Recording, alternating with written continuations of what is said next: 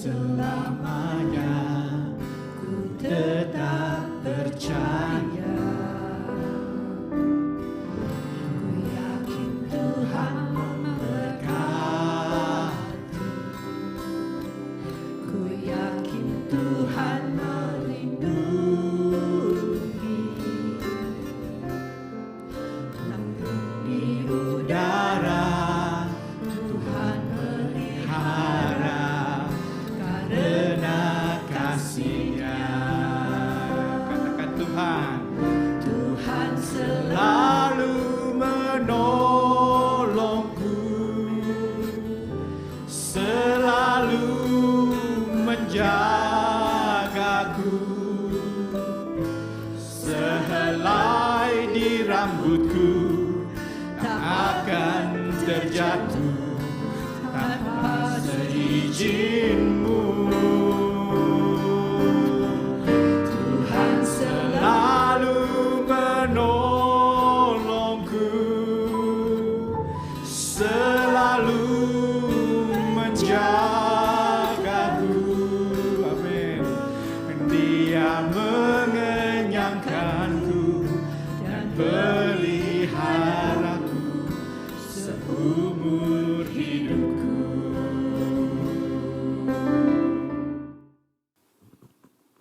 Mari kita berdoa. Bapa, ajar kami Tuhan, kami mengakui bahwa kami perlu hikmat dari Engkau. Kami ingin menjalankan firman-Mu, kami ingin memperkenalkan Engkau pada lingkungan sekitar kami. Kami ingin menjadi terang, teladan tentang kasih yang datang dari Engkau. Galatia 2 ayat 20 berkata, hidupku bukan aku lagi, tapi Yesus di dalamku. Pakai kami Tuhan, terima kasih Tuhan. Dalam nama Tuhan Yesus kami berdoa, amin. Saya menghargai kesempatan ini untuk membahas firman Tuhan. Topik hari ini adalah Key to Flourishing in Digital Age. Saya akan membuka dengan subtema hari ini, Technology is a gift from God. Slide berikutnya, ini ada dua cerita dari dua zaman yang berbeda. Sebelah kiri ada film Radioaktif, di mana cerita tentang Madame Curie. Beliau adalah ahli kimia yang terkenal, ulet sekali, bagus sekali, sudah nontonlah ceritanya. Film kedua, Imitation Game, ini tentang matematik. Kisah tentang Alan Turing, dia menciptakan mesin yang membongkar rantai komunikasi Nazi Jerman. Karena dia bisa perang itu bisa selesai 5-7 tahun lebih awal. Mesin yang diciptakan disebut Turing Machine, lalu diganti nama jadi komputer. Nah ini, bapaknya komputer ini. Oh no, that's the other way. Mengapa teknologi terus berkembang? Saya akan kembali ke cerita yang tadi. Mengapa teknologi terus berkembang? Karena manusia diciptakan sebagai kreatif. Manusia tidak bisa terbang, kita bikin pesawat terbang. Manusia tidak bisa nyebrang air, dibikin jembatan. Oh, airnya terlalu jauh, ya dibikin kapal laut. Manusia tidak bisa berlari, dibikin sepeda. Manusia menciptakan alat transportasi lain. My point is, we are created as a creative being by our Creator. Kejadian 1 ayat 27. Maka Allah menciptakan manusia itu menurut gambarnya. Menurut gambarnya, gambar Allah diciptakannya dia. Laki-laki dan perempuan diciptakannya mereka. Jadi manusia diciptakan memiliki benih ilahi. Coba sudah bayangkan sebuah binatang, apakah seekor kera bisa mengirim kera lain ke bulan? Tidak bisa, itu manusia. Amsal 2 ayat 6. Karena Tuhanlah yang memberikan hikmat, dan dari mulutlah datang pengetahuan dan kepandaian. Jadi kepandaian dari siapa? Dari Tuhan. Semua yang kita miliki diberikan Tuhan pada kita. Ini anugerah. Jadi apa? Oh, sebentar. Can we move to the next slide? Mungkin mati ini. Mengapa manusia berusaha lebih baik? Coba bayangkan sejenak. Mengapa saudara pergi ke sekolah tinggi? Mengapa saudara sekolah di Kanada? Mengapa sekolah di Australia, di Amerika, di Jepang, di Eropa? Karena saudara mau lebih baik. Mengapa kita mau bekerja di perusahaan ternama? Karena mau lebih baik. Kenapa mau tinggal di Kanada? Kenapa? Bagaimana saudara mengajar anak-anak saudara? Apakah saudara bilang, anak, kamu harus lebih buruk dari papa? Oh enggak begitu. Jadi kita semua memang selalu mau lebih baik. Nah sekarang saya ada teka-teki. Ciptaan apa Tuhan yang sangat berharga, sangat canggih, diciptakan sangat baik, dan sangat mahal. Tapi kita semua dapat secara gratis. Nah, otak kita. Otak kita itu ciptaan Tuhan satu yang masterpiece. Saya teruskan. Nah ini otak kita, diciptakan satu yang masterpiece. Beratnya cuma 1,2 sampai 1,8 kilo. Tapi canggih sekali, karena di situ ada kita belajar artificial intelligence, artificial neural network. Ini belajar tentang otak. Itu ada 100 billion neurons, itu nolnya ada 11. Di situ ada macam-macam jaringan. Dan otak kita itu tahan sampai 120 tahun. Coba bayangkan mesin bisa tahan 120 tahun. Dan kita dapat gratis. Itulah karunia Tuhan pada kita. Sudah teknologi pasti berkembang. Avandi pas dulu bilang gitu juga, teknologi pasti berkembang. Dan kedepannya teknologi akan makin pesat. Ayat berikutnya adalah Filipi pasal 4 ayat 8. Pertanyaannya sekarang bagaimana kita menyikapinya. Filipi 4. Jadi akhirnya saudara-saudara, semua yang benar, semua yang mulia, semua yang adil, semua yang suci, semua yang manis, semua yang sedap didengar, semua yang disebut kebajikan dan patut dipuji, pikirkanlah semua itu. Dan ini juga dilihat dari Kolose. Kolose 4 ayat 23. Apapun yang kamu perbuat, perbuatlah dengan segenap hatimu. Seperti untuk Tuhan dan bukan untuk manusia. Nah sekarang ini bicara tentang apa? Ini bicara tentang excellence. Saya lihat saudara, lihat sekeliling saudara, apakah ada kabel di sini? Nggak ada, karena di bawah underground ini, di bawah tanah. Ada kabel dari sana, dari sound system ke sini, equipping sini, dan juga ke atas, lewat belakang itu. Nggak ada kabel gantung-gantungan, nggak ada kabel bikin orang kesandung. That is an example of excellence. Jadi bikinnya bagus gitu. Selama COVID, kalau kita pergi ke mall, ke shopping mall, shopping center, ada kemungkinan sudah kesulitan. Lihat karena parkir garisnya itu nggak jelas. Susah parkirnya. Nah ini parkir kita udah dicat. Jadi lockdown, mereka volunteer malah ngecat. Supaya orang kembali dari lockdown, jadi lebih enak parkirnya. Nah itu menjalankan pelayanan dengan sepenuh hati. Nah listen, di tempat ini sudah ada tradition of excellence. Di tempat ini sudah ada tradition of excellence. Amsal 22 ayat 23. Pernahkah kau melihat orang yang cakap dalam pekerjaannya? Di hadapan raja-raja ia akan berdiri. Bukan di hadapan orang-orang hina. Orang dunia menghargai orang-orang cakap. Katanya orang cakap berdiri di hadapan raja. Demikian juga seharusnya gereja. Kita menghargai dan bekerja sama dengan orang-orang cakap. Dan gereja harus memang dari dulu begitu juga. 1 Korintus 10 ayat 31. Jika engkau makan dan minum, dan jika engkau melakukan sesuatu, lakukan semuanya itu untuk kemuliaan Allah. Makan dan minum aja kita lakukan untuk kemuliaan Allah. Juga demikian untuk pelayanan. Bagaimana kita menyikapi kemajuan teknologi? Nurturing the right culture, itu yang pertama. Kita perlu memberikan room for creativity. Kita perlu mengambil resiko, merangkul teknologi. Teknologi itu bukan gagah-gagahan. Namun kita mengakui bahwa kita harus mengikuti perkembangan zaman. Kita tetap memberitakan Injil, karena panggilan gereja memberitakan Injil dan memuridkan. Tapi sekarang tantangannya, generasi kita dimuridkan oleh internet. Our generation is discipled by the internet. Jadi kita perlu mengikuti itu. Kita perlu hadir di tempat yang paling relevan di banyak orang.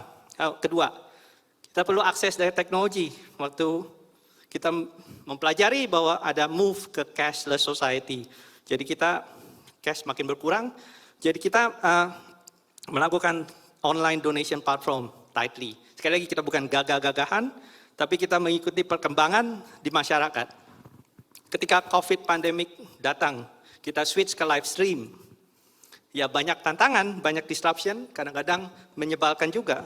Tapi akhirnya kita bisa sekarang lebih mengerti.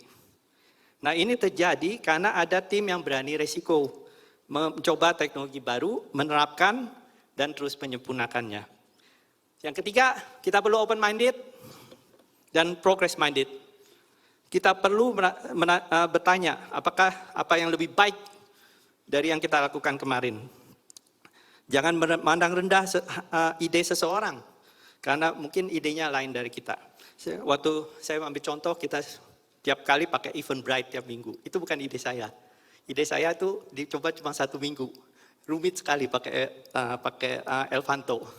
Tapi kebetulan ada orang Leo bilang, "Look, saya pernah coba Eventbrite sekali." Dan dia ajarin saya jadi bagus. Tapi sudah bayangkan kalau saya mulai bebanin Leo, "Look, kamu kerjain ya setiap minggu." Atau kalau saya salah setting, saya salahin Leo, lah itu nggak boleh. Kan saya yang tanggung jawab. Kan gitu. Jadi open minded, progress minded, tapi bertanggung jawab. Tadi kita bicarakan nurturing right culture. Berikutnya creating safe environment. Bagi kita teknologi bisa membawa manfaat, tapi bisa juga merugikan. Jadi ini gimana kita supaya safe. Pertama, membuka kesempatan untuk effective challenge. Nah ini cultural, ini perihal culture. Kita perlu bisa menerima teguran, nasihat, dan kritikan. Apalagi dalam hal teknologi. Karena banyak sekali blind spotnya di teknologi, beberapa dari kita di bidang teknologi, itu dibilang developer itu nggak bisa cek diri sendiri. Kalau begitu, saya satu contoh, Cilisa nggak datang di sini, dia bagus sekali. Waktu kita onboarding online donation, kita ada 5 conference call sama developer. Lebih mungkin, ada 30 sampai 50 pertanyaan. Kita tanyain, lu bukannya kita nggak ada kerjaan, itu karena itu tanggung jawab kita, uang kita, jemaat kita, gereja kita, nama kita, ya itu kita harus tanya yang benar gitu, supaya kita juga tidak bergantung dengan kata-kata orang marketing. Jadi poin pertama ini tentang cultural, how we challenge ourselves, how we challenge one another with respect. Kalau iya, ya baru kita maju sama-sama. Kedua, kita perlu regulasi, proper use, perlu ada rambu-rambu. Teknologi dilakukan untuk menjalankan tugas gereja, menjangkau jiwa, mengabarkan Injil. Penyampaian pesan bahwa Yesus adalah satu-satunya jalan. Keselamatan hanya dari Tuhan Yesus. Itu fungsi kita dalam memakai teknologi. Kemudahan teknologi tidak bisa dipakai untuk merugikan gereja Tuhan, ICC atau gereja orang lain. Atau untuk merugikan orang lain. Hukum Tuhan tetap berlaku di dunia nyata dan di dunia maya. Misalnya, jangan kamu menghakimi. Nah itu ada di Alkitab, Matius 7 ayat 1. Paling depan, Yesus bilang, jangan menghakimi. Jangan bersaksi dusta, cepat untuk mendengar, lambat untuk bicara, lambat untuk menjadi marah. Itu berlaku di dunia nyata dan di dunia maya. Tapi ini kan untuk satu saran.